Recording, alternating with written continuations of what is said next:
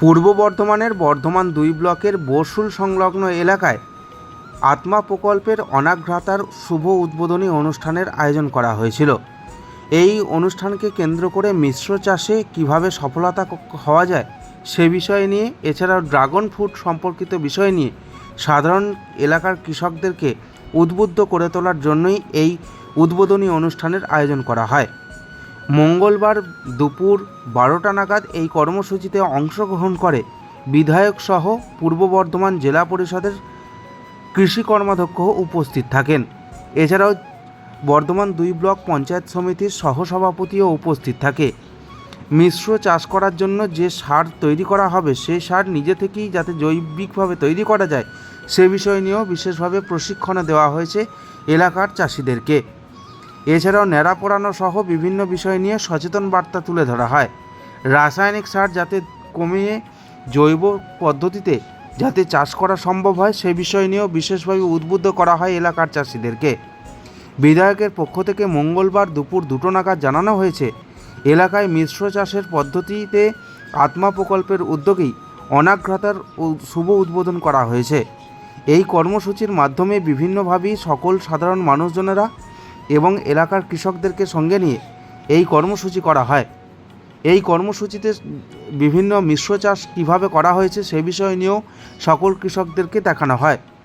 কৃষি ফার্মিংয়ের মাধ্যমে যাতে করে আগামী দিনে কৃষিতে বিপ্লব ঘটানো যায় তার জন্যই এই উদ্যোগ বলে বিধায়কের পক্ষ থেকে এমনটাই জানানো হয়েছে।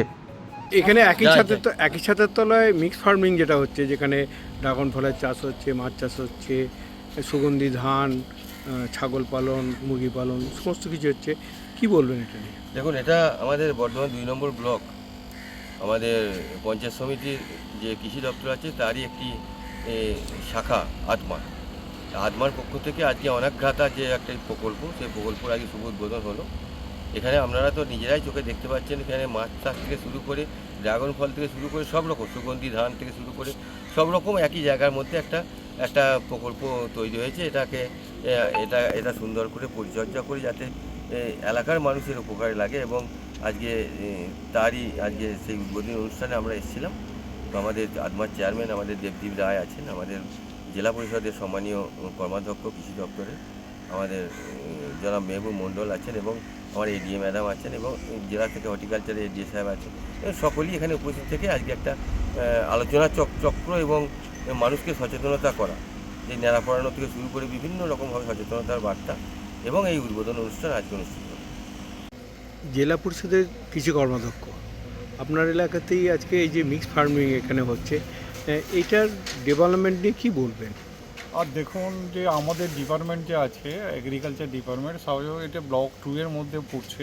ব্লক 2 এগ্রিকালচারের মধ্যে হচ্ছে এটি আত্মা যে আছে, অর্থাৎ এগ্রিকালচার টেকনোলজি ম্যানেজমেন্ট এজেন্সি আছে, এটা তার একটা অঙ্গ আছে, এবং এই আত্মার মধ্যে দিয়ে বিভিন্ন কাজ সরকার হচ্ছে করছে।